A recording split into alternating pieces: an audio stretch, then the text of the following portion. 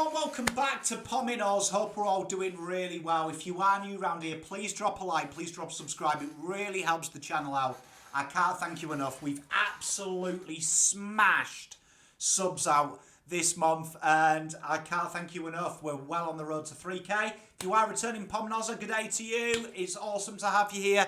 And if you want to go a step further and become a member of the channel like so many of you have done, we sponsor Don McCoo, Shannon Gore, some real wonderful things we do, and we've also a wonderful community. So if you want to do that, link is in the description. And this has been much requested, Pom's mid-year draft. So we've got a lot of really exciting segments. We've got my moment of the year. I've done a B&F for the AFL and the VFL. We've done all that kind of malarkey.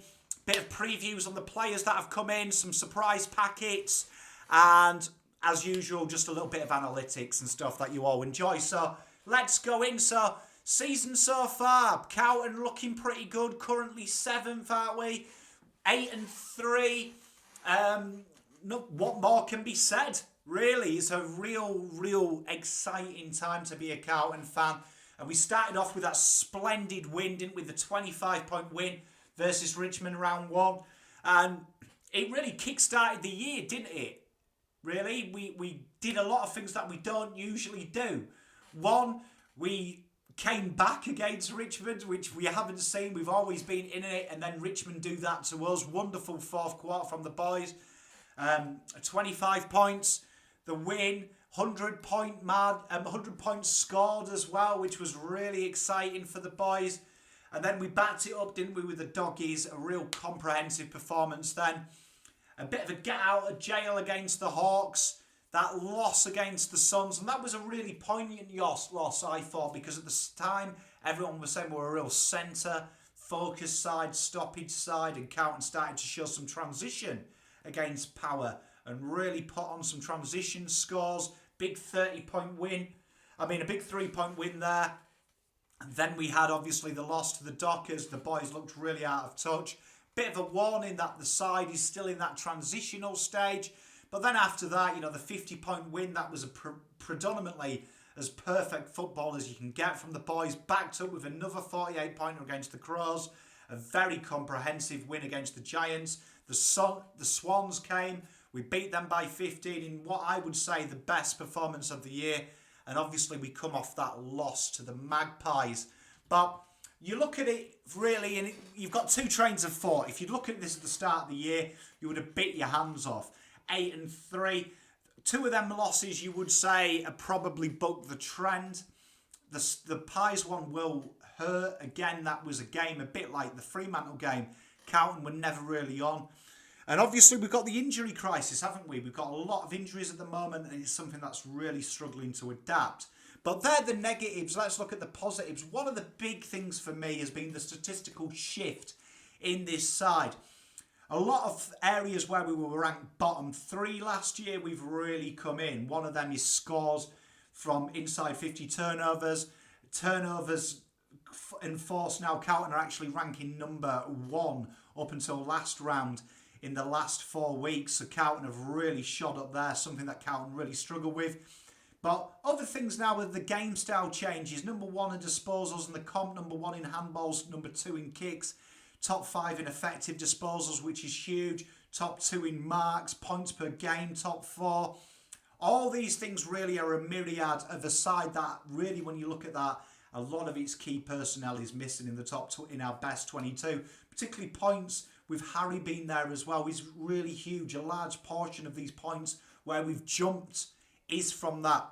Some issues still do arise though, Quenton still struggle with that intensity factor, I think, with keeping the players in there. We talk about lines a lot on this show. That is something that does go away in pressure, and that's something that these boys are going to have to learn and be bold as brass. Obviously, though, you would say at this situation, finals is well in our sight. I know there's a lot of people out there who are like, oh, it's going to be tough because Quenton have got injuries, whatnot, things like that, as we often hear. But for me, that's not something I look at. Something that I've seen that is a real takeout of this side is adaptability. When the chips are down on this side, that Voss style really does come in, and these boys flatter to deceive the pundits, which is really good. And more importantly, instead of flattering them, they do deceive them badly. When the chips are down on this side, the side steps up. And it's all to play for in these run of games. You've got Essendon coming up, Richmond, and effectively Carlton, when they win them 2 games, will be 10-3.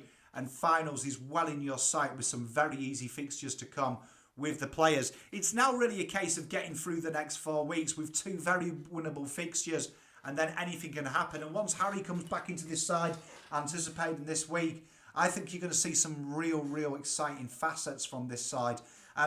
Really, this is a turning point, because statistically you don't often see a side be ranked so low in inside 50s, scorers from stoppage, scores from clearance, and suddenly jump up. So there is a hell of a lot more positives than there is negatives, and it is reason to be really happy at Icon Park. I would say so far so good. I would say this season's an 8 out of 10, and it can only get better.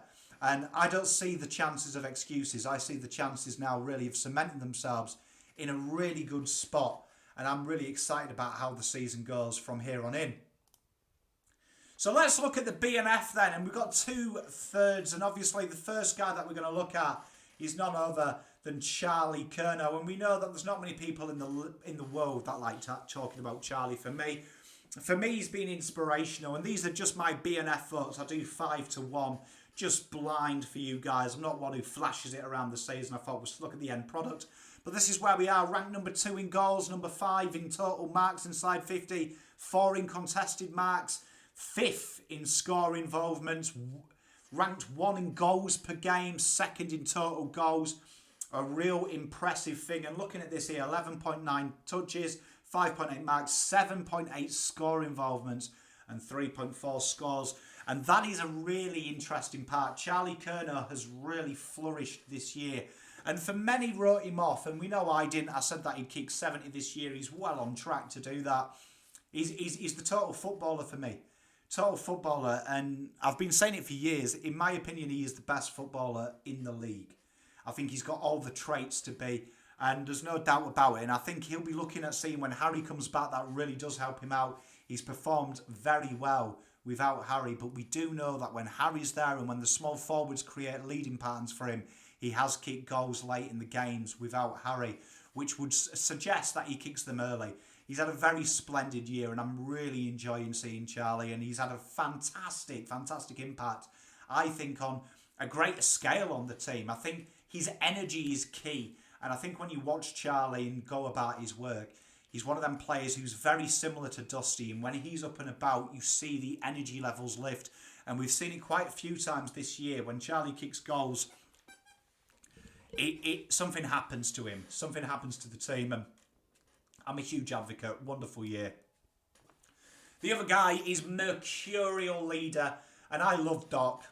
Ranked 8th at the moment for total kicks, top 20 for total disposals, top 6 for effective disposals, top 20 for marks, top 20 for uncontested possessions, top 10, for uncontested possessions, top 20 for marks, top 6 for expected disposals. It's phenomenal. 28.1 touches, 6.8 marks, 4.81 rebounds, and 471 metres gained. And he's been everywhere. And I think when you look at Doc's story, it really buys into what Voss is teaching these boys, that nothing is too tough, nothing is too hard, nothing is out of the question. And he's the heart and soul of this team. I'm not a fan of that phrase, heart and soul, but for me, he really is. He's really got some kind of energy about him that really pushes it. And it's no surprise that the 2 guys in the top 3 that we're going to talk about are guys that really stand out when Carlton are under the cosh.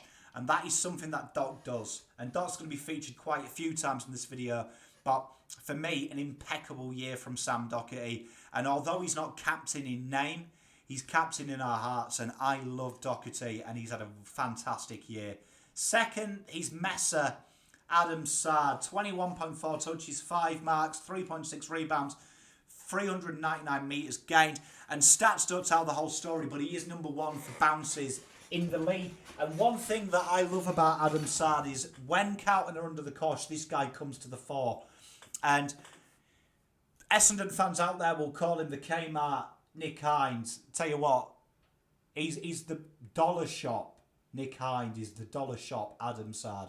Adam Sard has really come on leaps and bounds for Carlton, and you can see why they worked so hard to acquire him. That energy, that movement, he has the most understated role. There's a few players in this, but Jesus is another. In the system that Voss has built, this guy is king, integral to Carlton's transition. It's interesting to note that Carlton's transition scores in the last 4 weeks are top 3 in the league, if you include the Collingwood game. And that is huge because Sard is in 90% of them. Him and Doc work overtime, and this is a huge thing. And if you look at how Carlton work, they're very tempo-based.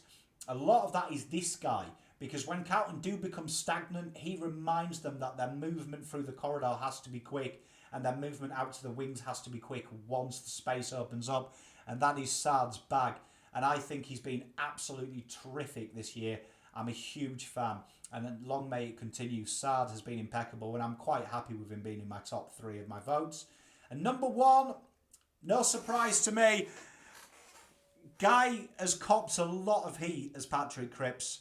And I said it at the start of the year, I really thought this was the year under Voss, that we were going to see Ollie Wines numbers. And you're seeing, people say the best year in the last 20 years has been Dustin Martin. This guy, for me, is well tracking it. And wait till you see this play finals. That's all I'll say. 27.5 touches, 5 inside 50, 7.5 clearances, 1.5 goals. Complete footballer. And the fact that the last 2 weeks these stats have been damaged by the fact him alternating the ruck is amazing. But this guy here, Jesus, top 8 for total clearances, 7th for stoppage clearances per game, 5th in contested possessions, 3rd for centre clearances, 8th for score involvements. That's a phenomenal thing. Do you know what I mean? Absolute impressive. There's nothing this bloke can't do. And he has taken sole leadership of this club and changed the game.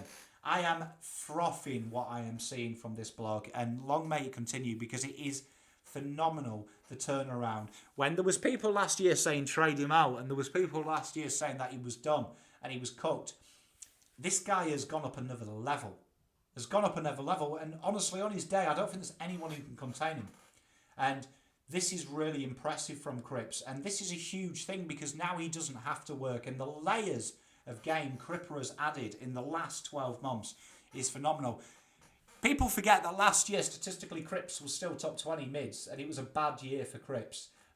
But he's shown who he is, and he's remarkable. And I don't think he gets enough praise in the press, because this time in 2017, when Martin was doing what he was doing, Jesus, they were calling him like the next Lee Matthews. They were putting him in the ilk of guys that their name will never die. Cripps is doing that and some more. And I think also he's doing it from a standpoint that no one thought people were talking about the rebuild was dead, that this was it, writing off as Voss as the second choice. And let's talk about Voss a minute. Voss is, many people, the press said, Carlton's last hope. They've gone through everyone. Oh, there's been no process. Oh, the process is a fugazi. Tell you what now, Clarkson, put me on record for this, Clarkson and Lloyd would be nowhere near what he's done to this club. That's fact. And I'll argue that to the day is long. Do you know what I mean? And not many people can argue with Pom, because he always wins. But Cripper, he always wins, mate. Best, honestly, one of the best. Probably for me, if you give Brownlow's based on stories like Wines, shoo-in. So let's look at the VFL best then. And we've got Matty Cottrell in at 3rd, 24.7 touches, 5.3 marks, 2.7 tackles, 1 goal a game. The VFL has been a similar story, right, of players really increasing their output, really increasing what they're doing. And Matt Cottrell really in that VFL with O'Keefe and co has really excelled. And you've seen it in the AFL recently in the last 2 weeks of being that overlap. Now, I will put a caveat to this VFL. This is only AFL players, right? Because it's relevant to our senior side. So there is other players there. Trudgeon, Crocker, special mentions. Randanovic, special mentions. But I'm just doing this here. Matty Cottrell has been sensational for the VFL side. And he's in the first team purely because of that form. It's been really impressive. His overlap run, his willingness to overlap his half-back flanker, but also, half-forward flanker, but his willingness to get back and allow his half-back flanks to go ahead of him has been sensational. His link-up play has been fantastic. Then 5.3 marks, really showing his willingness. A lot of them are back behind halfway, looking to get the game. Transition, he has been really sensational and a guy who's really added layers to his game this year in VFL. And I've really enjoyed what I've seen from Mr. Matt Cottrell. Second place is Paddy Dow, 31 touches, 2.3 tackles, 2.3 clearances, 1.3 goals. It's been a very Paddy Dow year and he has added layers. More interestingly is his willingness to handball and stay back and look to link up. It's something we didn't see in AFL this week, just gone. He really did create way too much space between his midfield, his support and himself. And that is kind of an inclination that the VFL team plays to his strengths. The AFL can't play to his strengths. There's way too many players better than him and more impactful. So it's something that he's going to have to learn. But he does play second fiddle to Will Hayes, and there's a reason, because Will Hayes is a very conduit type player, particularly Will Hayes' ability, and we will talk about him a bit more. But Dow has really added some. His willingness to get into scraps and really win the tough ball has been poignant this year. His ability to really score around stoppages has been really sensational. How that translates to AFL, I don't think it does with the players that are there. But he's doing the best he can to put himself in the position. And I love the fact that he's playing to his strengths. I love that fact. And whether that is at this club, I don't think it is. But his VFL form is what we're judging him on in this video has been sensational. It's been sensational. It's been very, very good. And there is layers being added. I just don't think it suits the Voss system without the system being changed too much. And honestly, you can't change it. You can't. I think it would be suicidal. And if Voss is watching this and listens to me ever, don't change it. It works. And number one, Will Hayes. Absolutely splendid. He's found his way onto his list. Been saying it for years that the VFL has to be a cheat code since it's been Carlton to get onto the list. And it's how you're going to attract better VFL state footballers. It's how you're going to develop them. 33 touches, 4.3 tackles, 5.3 clearances, a goal a game. A man that plays 70% around the ball but then plays all over the place on the wing. And in recent weeks, before he got the injury, we'll put that in bunny ears, a lot of that time is from the wide positions and predominantly plays on the ball around stoppages, which is interesting because if you look at Voss on the senior side, that is what happens in the seniors. The Fab Five, as I like to call them, they work centre clearances. They start to rest, though, around stoppages, around the ground.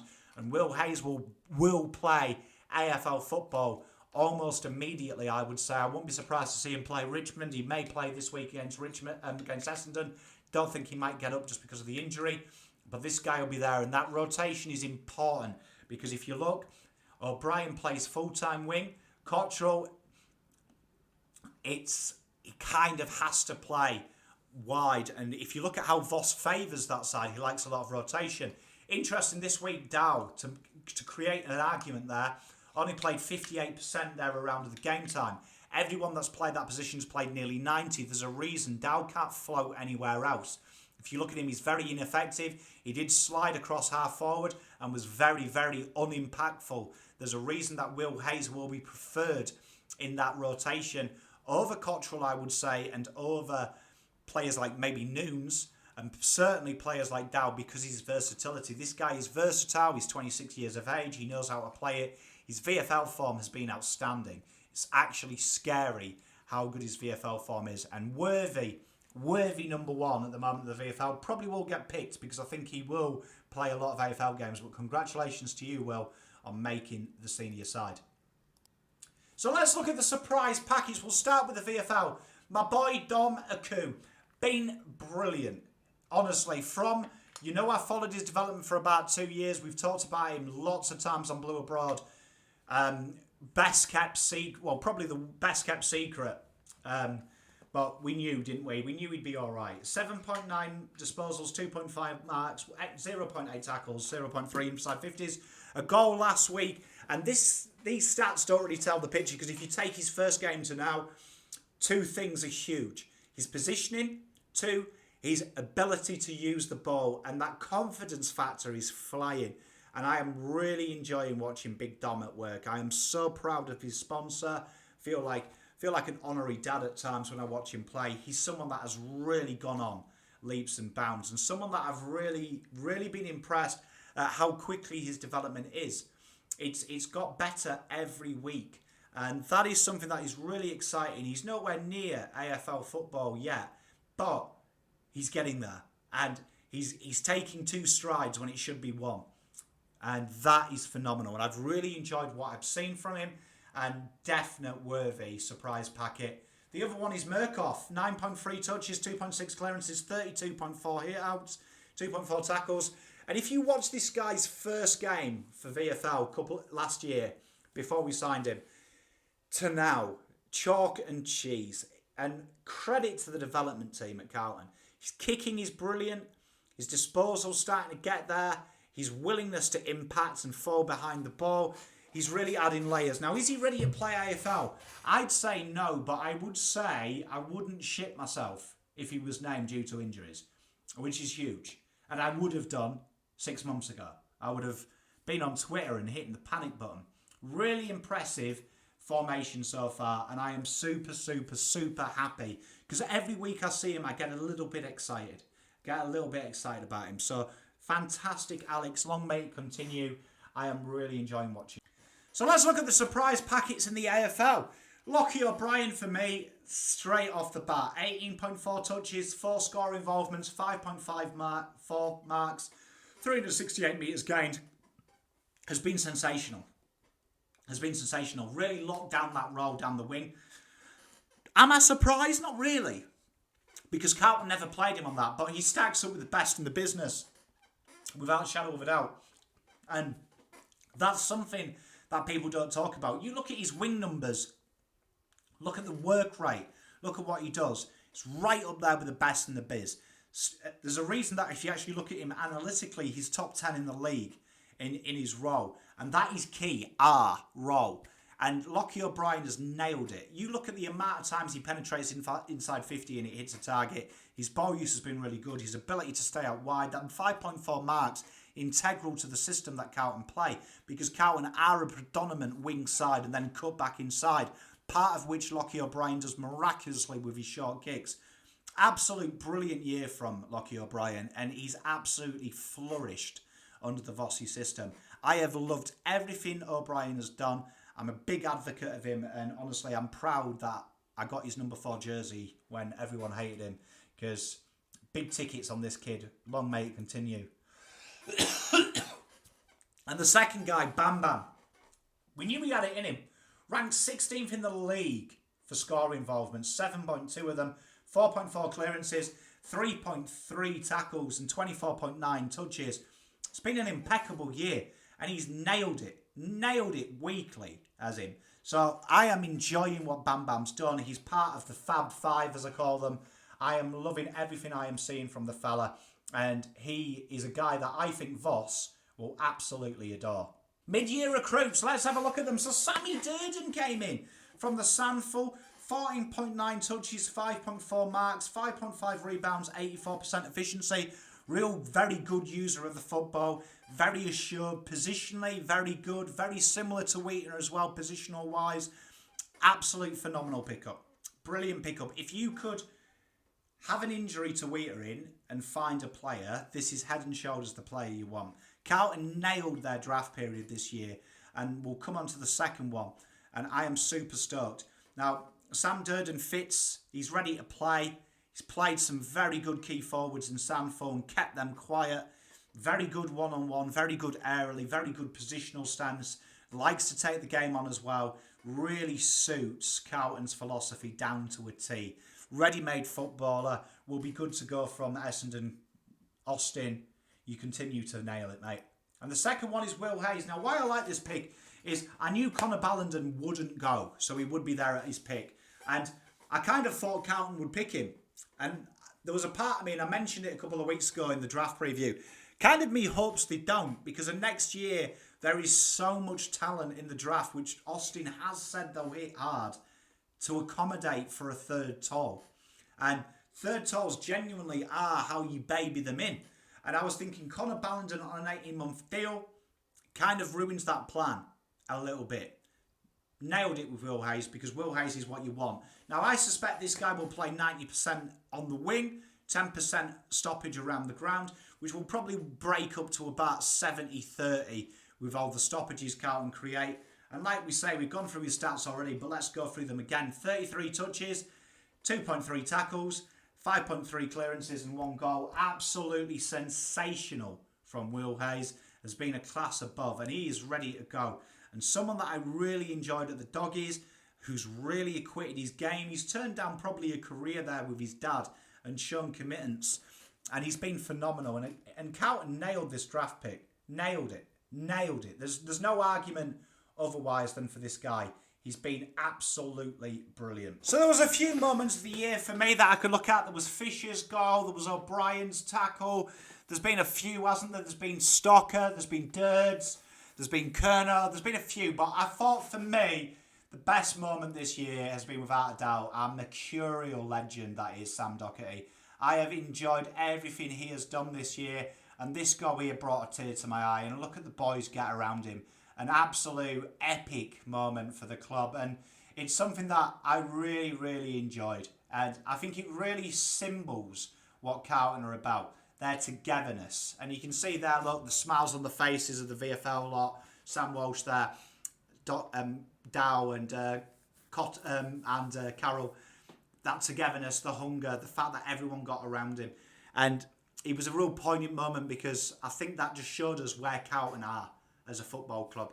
And that is my moment of the year, and I'd love to know what you guys and girls think in the comments. A big thanks to you all, I suppose. Probably the best part of this year for me as well has been together with you guys and girls. It's been real humbling to know how much you watch and support this channel and you enjoy my content. And I feel a lot closer to you guys and girls from doing the watch along all year on Blue Abroad. So I end the video with a huge shout out to you. Honestly, you don't realise what you do for my mental health. You don't realise what you do to really feel validated. And honestly, from the bottom of my heart, I love you all. Every one of you. Everyone who's commented, shared, liked, watched. You're all legends in my book. And whether you're a member of the channel or not, I love you all implicitly. And that's from the bottom of my heart. I love my Carlton family. And I love my extended family from other clubs as well. You're all legends in my book. And thank you very much for being a part of this journey. It's been very humbling. Almost 3 years to the day as well. It was 3 years to the day a couple of days ago that I joined Blue Abroad. So what a journey it's been, and thank you so much for making me feel so welcome and making me feel at home. You've made Australia my home. Really, really thank you. So that being said, I hope you enjoyed the video. Like and subscribe.